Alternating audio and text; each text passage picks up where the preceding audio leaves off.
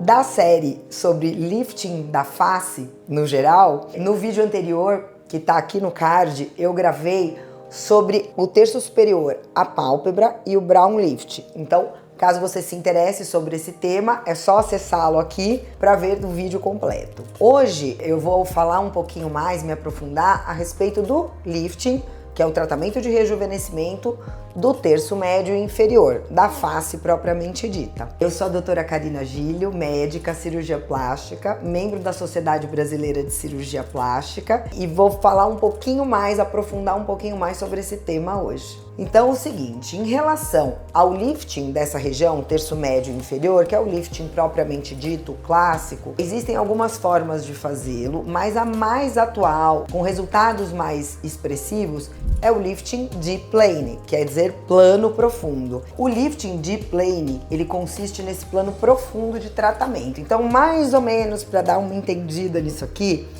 eu vou simular nessa região, então, como se essa plaquinha aqui, né, esse brinquedo infantil fosse aqui a pele, o tecido celular subcutâneo, a musculatura, que é facial, da mímica facial, e os ossos. Então, a gente tem tudo isso vindo de fora para dentro, de fora para dentro. No lifting convencional, a gente corta a pele e faz uma dissecção nessa região do subcutâneo, entre o subcutâneo e a musculatura.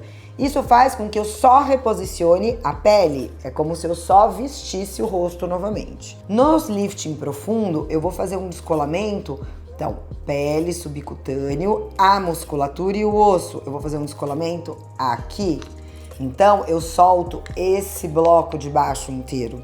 Isso facilita muito o reposicionamento, porque eu vou recolocar no lugar o músculo. É totalmente diferente, porque com o processo de envelhecimento, a gente vai tendo uma perda óssea também. Perda de subcutâneo, perda de colágeno e perda óssea. Então, o arcabouço ósseo, que antes era de um tamanho, ele vai anualmente reduzindo.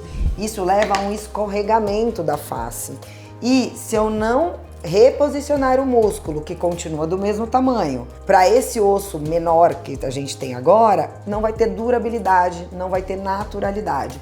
Então, esse lifting profundo veio para resolver essa questão. Então, com muita parcimônia, com muita técnica e muito treinamento apurado, o cirurgião é capaz de dissecar nessa região sem lesionar as inervações faciais motoras principais. Ah, por que não se fazia isso antes? Porque o risco de lesão motora é muito grande. Não tem sentido a gente fazer um lifting facial e o paciente ficar com uma paralisia facial posterior. Imagina, você faz um lifting e fica com a boca torta, por exemplo. É uma coisa que é descabida nessa situação. Então, isso foi evoluindo, os estudos, principalmente em cadáveres, que foram evoluindo, e de 5 anos para cá foi descrita essa técnica e os cirurgiões começaram a aprender a fazer. Então, ela tem resultados excelentes, é uma cirurgia mais profunda, tecnicamente mais difícil, mas que reposiciona o rosto como um todo, dando esse aspecto de rejuvenescimento global. Então, ele vai tratar tanto esse terço médio, reposicionar o malar, a maçã do rosto, e o terço inferior também vai reposicionar. Com isso, a gente tira o sulco nasogeniano, o bigode chinês. Ele vai ficar um pouco mais apagado, como deve ficar.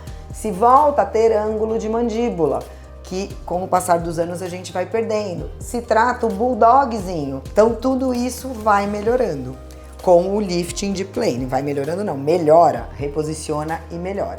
É uma cirurgia excelente, quando bem performada, com resultados duradouros e com um processo de rejuvenescimento maravilhoso. Então, se você ficou com dúvida em relação a isso, quer saber mais detalhes, pode comentar aqui que eu mando um retorno pra gente ir aprofundando o assunto.